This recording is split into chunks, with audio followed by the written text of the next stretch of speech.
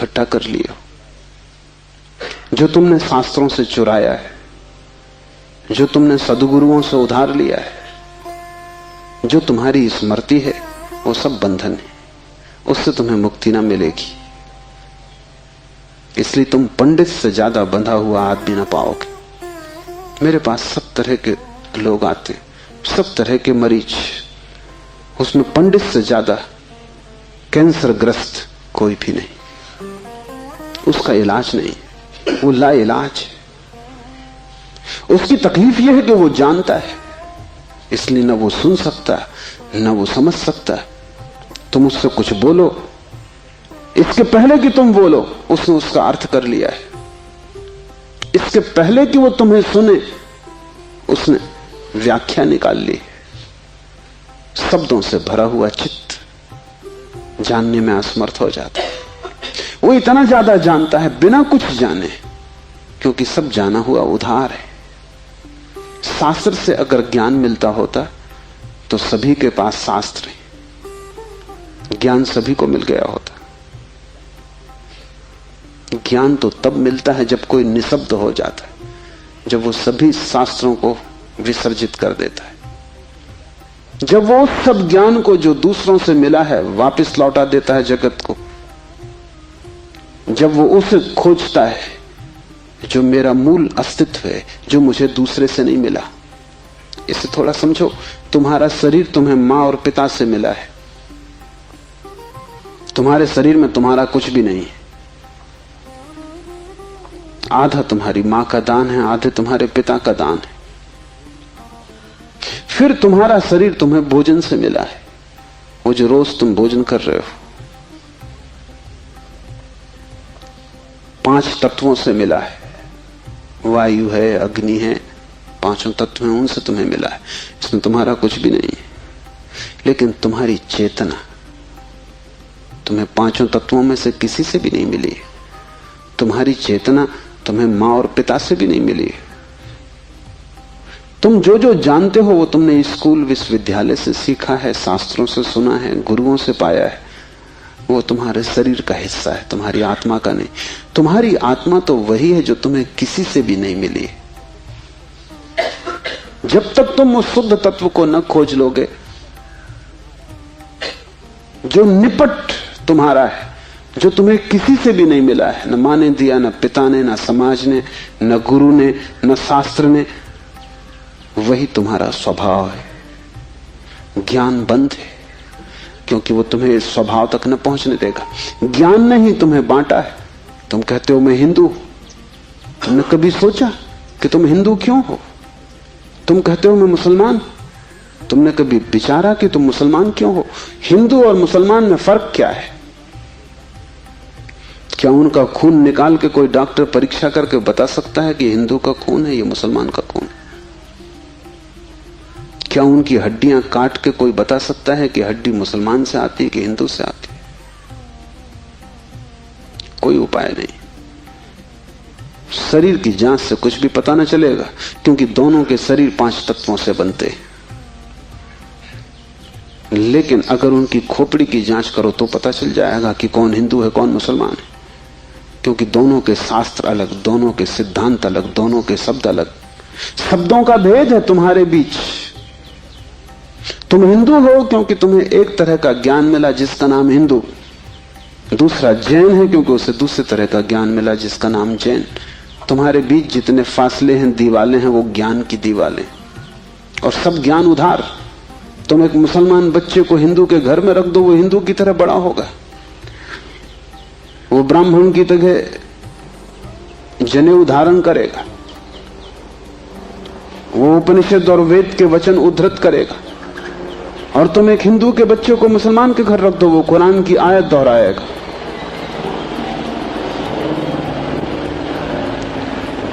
ज्ञान तुम्हें बांटता है, क्योंकि ज्ञान तुम्हारे चारों तरफ एक दीवार खींच देता है, और ज्ञान तुम्हें लड़ाता है, और ज्ञान तुम्हारे जीवन में वैमनस्य और शत्रुता पैदा करता है।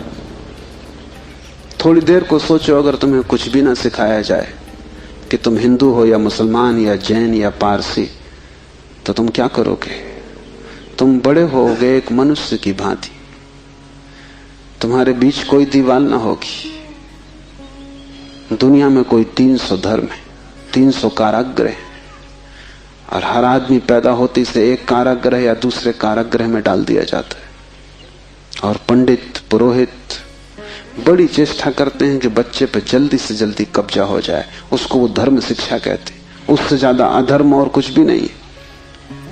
वो उसको धर्म शिक्षा कहते हैं। 7 साल के पहले बच्चे को पकड़ लें, क्योंकि 7 साल का बच्चा अगर बड़ा हो गया तो फिर पकड़ना रोज रोज मुश्किल होता जाएगा। और बच्चे को अगर थोड़ा भी बोध आ गया तो फिर वो सवाल उठाने लगेगा, और सवालों का जवाब पंडितों के पास बिल्कुल नहीं है। पंडित सिर्फ मूढ़ों को तृप्त कर पाते हैं। जितनी कम बुद्धि का आदमी हो, पंडित से उतनी जल्दी तृप्त हो जाता है। वो एक प्रश्न पूछता, उत्तर मिल जाता है। तुम जाते हो पंडित से पूछते हो संसार को किसने बनाया, वो कहता भगवान ने। तुम प्रश्न घर लौटाते हो बिना पूछे कि भगवान को किसने बनाया। अगर तुम दूसरा प्रश्न पूछते, पंडित नाराज हो जाता, क्योंकि उसका उसे भी पता नहीं, किताब में वो लिखा नहीं। और फिर झंझट की बात है, परमात्मा को किसने बनाया। फिर तुम पूछते ही चले जाओगे, वो कोई भी जवाब दे, तुम पूछोगे उसको किसने बनाया। अगर गौर से देखो तो तुम्हारे पहले सवाल का जवाब दिया नहीं गया है। पंडित ने तुम्हें सिर्फ संतुष्ट कर दिया क्योंकि तुम बहुत बुद्धिमान नहीं। और बच्चे अबोध, उनका अभी तर्क नहीं जगा, विचार नहीं जगा, अभी वो प्रश्न नहीं पूछ सकते। अभी तुम जो भी कचरा उनके दिमाग में डाल दो, वो उसे स्वीकार कर लेंगे। बच्चे सभी को स्वीकार कर लेते हैं क्योंकि वो सोचते हैं जो भी दिया जा रहा है वो सभी ठीक है। बच्चा ज्यादा सवाल नहीं उठा सकता, सवाल उठाने के लिए थोड़ी प्रौढ़ता चाहिए। इसलिए सभी धर्म बच्चों की गर्दन पकड़ लेते हैं और फांसी लगा देते। फांसी बड़ी सुंदर है। किसी के गले में बाइबल लटकी है, किसी के गले में समयसार लटका है, किसी के गले में कुरान लटकी है, किसी के गले में गीता लटकी। ये इतने प्रीतिकर बंधन है कि इनको छोड़ने की हिम्मत फिर जुटानी बहुत मुश्किल है। और जब भी तुम इन्हें छोड़ना चाहोगे, एक खतरा सामने आ जाएगा, क्योंकि इन्हें छोड़ा तो तुम अज्ञानी। क्योंकि जैसे तुम इनको छोड़ोगे तुम पाओगे मैं तो कुछ जानता नहीं, बस ये किताब सारी संपदा है, इसको संभालो। अपने अज्ञान को छिपाने का यही तो एक उपाय है। लेकिन अज्ञान छिपने से अगर मिटता होता तो बड़ी आसान बात हो गई होती। अज्ञान छिपने से बढ़ता है, जैसे कोई अपने घाव को छिपा ले, उससे कुछ मिटेगा नहीं। घाव और भीतर भीतर बढ़ेगा, मवाद पूरे शरीर में फैल जाएगी। शिव कहते हैं ज्ञान बंद है। ज्ञान सीखा हुआ, ज्ञान उधार, ज्ञान दूसरे से लिया हुआ बंधन का कारण है। तुम उस सब को छोड़ देना जो दूसरे से मिला है। तुम उसकी तलाश करना जो तुम्हें किसी से भी नहीं मिला। तुम उसकी खोज में निकलना, उस चेहरे की खोज में जो तुम्हारा है।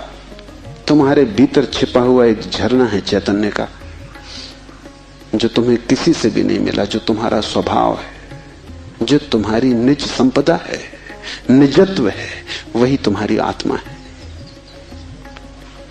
तीसरा सूत्र है योनि वर्ग और कला शरीर है।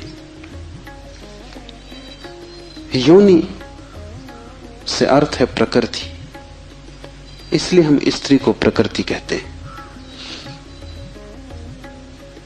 स्त्री शरीर देती है, वो प्रकृति की प्रतीक है। और कला का अर्थ है कर्ता का भाव। एक ही कला है, वो कला है संसार में उतरने की कला, और वो है कर्ता का भाव। इन दो चीजों से मिलकर तुम्हारा शरीर निर्मित होता है। तुम्हारे कर्ता का भाव, तुम्हारा अहंकार, और प्रकृति से मिला हुआ शरीर। अगर तुम्हारे भीतर कर्ता का भाव है तो तुम्हें योग्य शरीर प्रकृति देती चली जाएगी। इसी तरह तुम बार बार जन्मे हो। कभी तुम पशु थे, कभी पक्षी थे, कभी वृक्ष थे, कभी मनुष्य। तुमने जो चाहा है वो तुम्हें मिला है। तुमने जो आकांक्षा की है, तुमने जो कर्तृत्व की वासना की है, वही घट गया है। तुम्हारे कर्तृत्व की वासना घटना बन जाती है, विचार वस्तुएं बन जाते हैं। इसलिए बहुत सोच विचार के वासना करना क्योंकि सभी वासनाएं पूरी हो जाती हैं देर अबेर। अगर तुम बहुत बार देखते हो आकाश में पक्षी को और सोचते हो कैसी स्वतंत्रता पक्षी को, खास हम पक्षी होते, देर न लगेगी, जल्दी तुम पक्षी हो जाओ। तुम अगर देखते हो एक कुत्ते को संभोग करते हुए और तुम सोचते हो कैसी स्वतंत्रता, कैसा सुख, जल्दी ही तुम कुत्ते हो जाओ। तुम जो भी वासना अपने भीतर संग्रहित करते हो वो बीज बन जाती। प्रकृति तो केवल शरीर देती है, कलाकार तो तुम ही हो, स्वयं को निर्माण करने वाले। अपने शरीर को तुमने ही बनाया है, ये कला का अर्थ है। कोई तुम्हें शरीर नहीं दे रहा है, तुम्हारी वासना ही निर्मित करती है। तुमने कभी ख्याल किया, रात तुम सोते हो तो आखिरी जो विचार होता है सोते समय, वही सुबह उठते वक्त पहला विचार होगा। रात भर तुम सोए रहे, वो बीज की तरह विचार भीतर पड़ा रहा, जो अंतिम था वो सुबह प्रथम होगा। तुम मरोगे इस शरीर से, आखिरी मरते क्षण में तुम्हारे सारे जीवन की वासना संग्रहित होकर बीज बन जाएगी। वही बीज नया गर्भ बन जाएगा। जहां से तुम मिटे वहीं से तुम फिर शुरू हो जाओगे। तुम जो भी हो ये तुम्हारा ही कृत्य है, किसी दूसरे को दोष मत देना। यहां कोई दूसरा है भी नहीं जिसको दोष दिया जा सके। ये तुम्हारे ही कर्मों का संचित फल है। तुम जो भी हो, सुंदर कुरूप, दुखी सुखी, स्त्री पुरुष, तुम जो भी हो, ये तुम्हारे ही कृत्यों का फल है। तुम ही हो कलाकार अपने जीवन के। मत कहना कि भाग्य ने बनाया है, क्योंकि वो धोखा है। उस भांति तुम जिम्मेवारी किसी और पर टाल रहे हो। मत कहना कि परमात्मा ने भेजा है। तुम परमात्मा पर जिम्मेदारी मत डालना, क्योंकि ये तरकीब है खुद के दायित्व से बचने की। इस कारागृह में तुम अपने ही कारण हो। जो व्यक्ति इस बात को ठीक से समझ लेता है कि अपने ही कारण में यहां हूं, उसके जीवन में क्रांति शुरू हो जाती। शिव कह रहे हैं योनि वर्ग और कला शरीर है, प्रकृति तो सिर्फ योनि है, वो तो सिर्फ गर्भ है। तुम्हारा अहंकार उस योनि में बीज बनता है। तुम्हारे कर्तृत्व का भाव कि मैं ये करूं, मैं ये पाऊं, मैं ये हो जाऊं, उसमें बीज बनता है। और जहां भी तुम्हारे कर्तृत्व की कला और प्रकृति की योनि का मिलन होता है, शरीर निर्मित हो जाता है। इसलिए बुद्ध पुरुष कहते हैं सभी वासनाओं को छोड़ दो, तभी तुम मुक्त हो सकोगे। तुमने अगर स्वर्ग की वासना की तो तुम देवता हो जाओगे, लेकिन वो भी मुक्ति ना होगी, क्योंकि वासनाओं से कभी भी अशरीर की स्थिति पैदा नहीं होती। सभी वासनाओं से शरीर निर्मित होते हैं। जब तक तुम निर्वासना को उपलब्ध नहीं हो, जब तक तृष्णा तुमने पूरी ही नहीं छोड़ दी,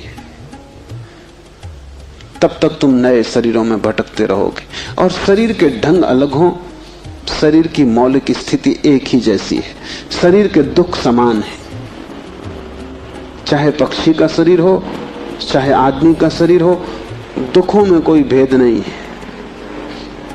क्योंकि मौलिक दुख है आत्मा का शरीर में बंध जाना, मौलिक दुख है कारागृह में प्रविष्ट हो जाना। फिर कारागृह की दीवारें वर्तुलाकार हैं कि त्रिकोण हैं कि चौकोन हैं, उससे कोई हल नहीं होता, उससे कुछ फर्क नहीं पड़ता है। तुम भला सोचते हो फर्क पड़ता है। एक मेरे मित्र हैं, ड्राइंग के शिक्षक हैं, उन्हें जेल हो गई।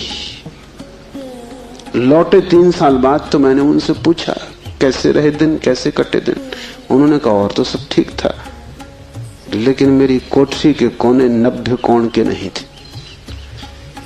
वो ड्राइंग के शिक्षक हैं, उनकी बुद्धि वो 90 कोण के नहीं थे कोठरी के कोने। उनकी असली तकलीफ 3 साल यही रही, क्योंकि उसी कोठरी में रहना और बार बार देखना वो कोना, वो 90 कोण का नहीं। तो जो बात उन्होंने मुझसे की वो ये कि तो और तो सब ठीक था, बाकी कुछ अड़चन ना थी, लेकिन कोने ठीक 90 के नहीं थे।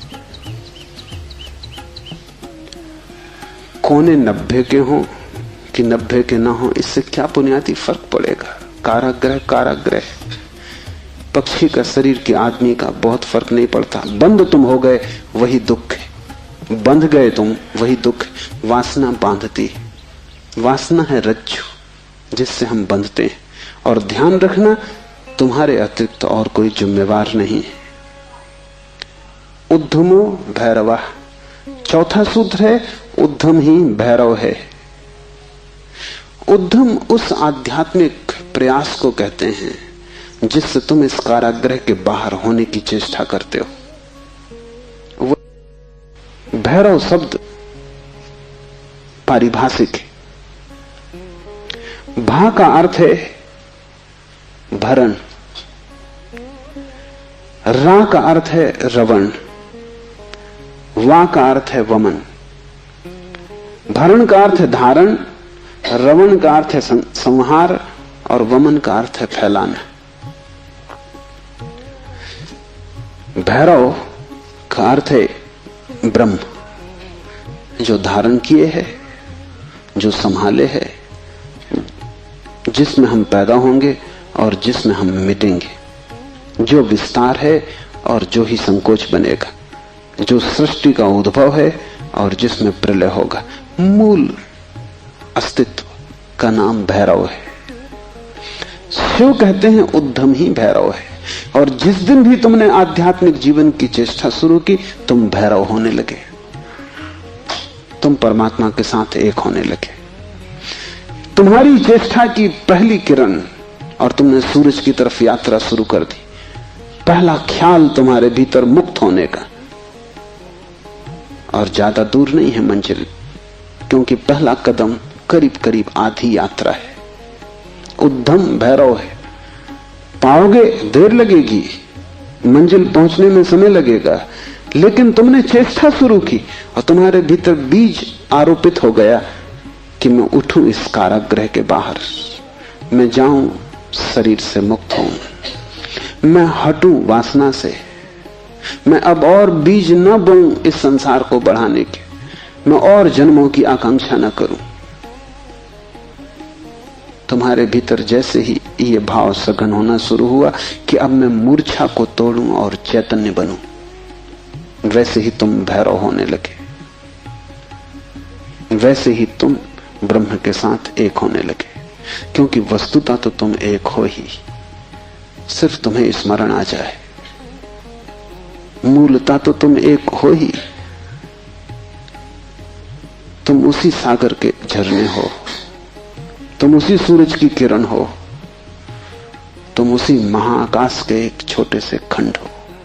पर तुम्हें स्मरण आना शुरू हो जाए और दीवारें विसर्जित होने लगे तो तुम उस महाआकाश के साथ एक हो जाओगे। उद्यम भैरव है। बड़ी सघन चेष्टा करनी जरूरी है, क्योंकि नींद गहरी है।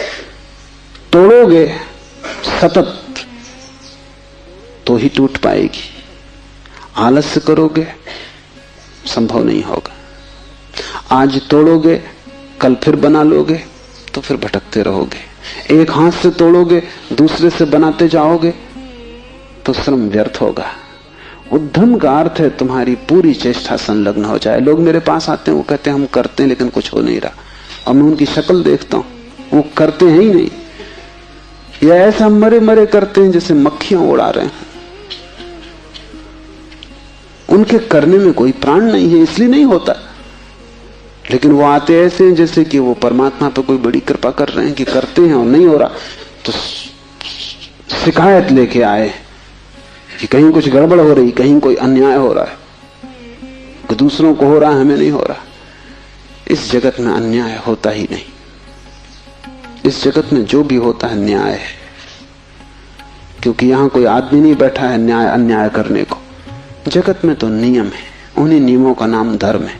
तुम अगर इस क्षेत्र से चले गिरोगे, टांग टूट जाएगी, तो तुम जाके अदालत में ये नहीं कहोगे कि गुरुत्वाकर्षण के कानून पर एक मुकदमा चलाता हूं, तो अदालत कहेगी तुम तिरछे मत चलते। गुरुत्वाकर्षण तुम्हें गिराने में उत्सुक नहीं है, न तुम्हें संभालने में उत्सुक है। तुम जब सीधे सीधे चलते हो वही तुम्हें संभालता है, जब तुम तिरछे चलते हो वही तुम्हें गिराता है। न गिरने गिराने की उसकी कोई आकांक्षा है, न संभालने की। तटस्थ है जगत का नियम। उस तटस्थ नियम का नाम धर्म है। उसको हिंदुओं ने रित कहा है। वो परम नियम है। वो तुम्हारी तरफ पक्षपात नहीं करता कि किसी को गिरा दे, किसी को उठा दे। तुम जैसे ही ठीक चलने लगते हो वो तुम्हें संभालता है। तुम गिरना चाहते हो वो तुम्हें गिराता है। वो हर हालत में उपलब्ध है। तुम जैसा भी उसका उपयोग करना चाहते हो वो तुम्हें खुला है, उसके द्वार बंद नहीं है। तुम सिर ठोकना चाहते हो दरवाजे से, सिर ठोक लो।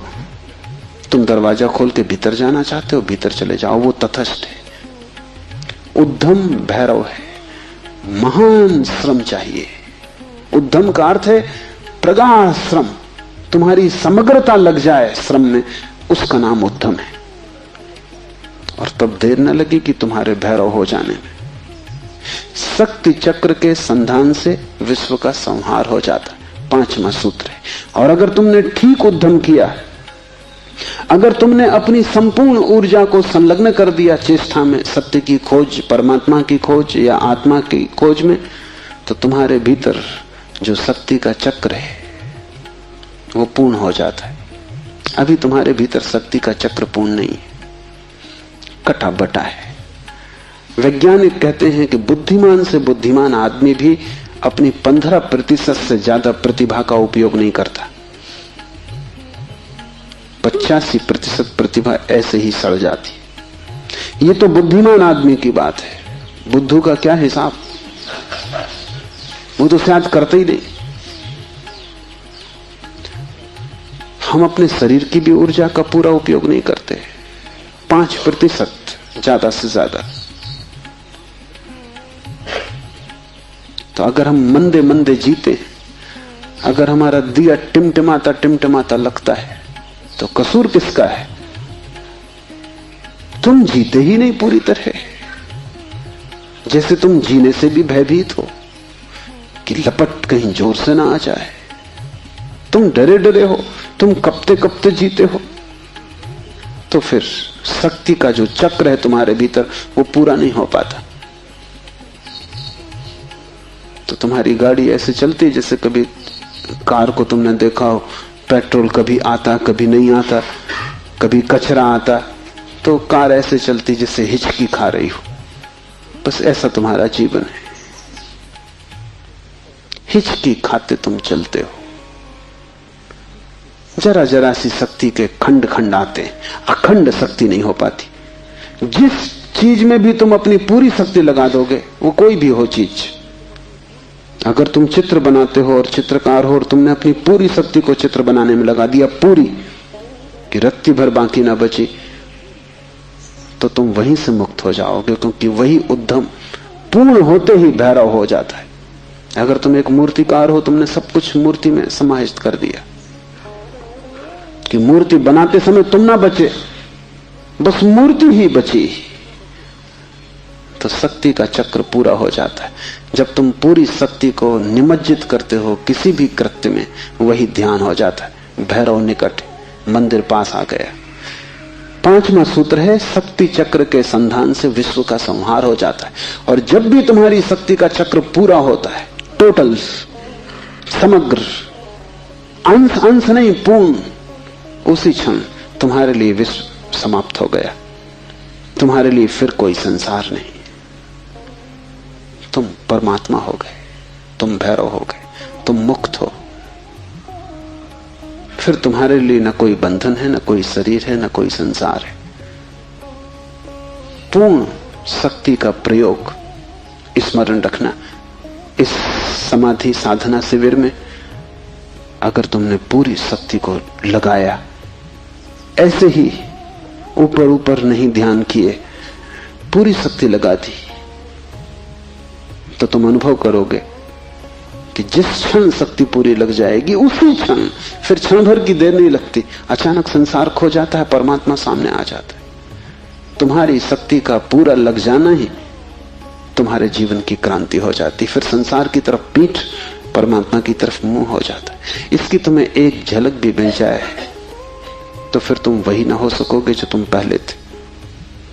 उसकी एक झलक काफी, फिर तुम्हारा जीवन उसी यात्रा में संलग्न हो जाए। तो ध्यान रखना यहां पूरा अपने को डुबाना तो ही कुछ हो सकेगा। अगर तुमने थोड़ा भी अपने को बचाया तो तुम्हारा श्रम व्यर्थ है। जब तक श्रम उद्यम ना बन जाए, पूर्ण टोटल एफर्ट ना बन जाए, तब तक भैरव की उपलब्धि नहीं। आज इतना ही।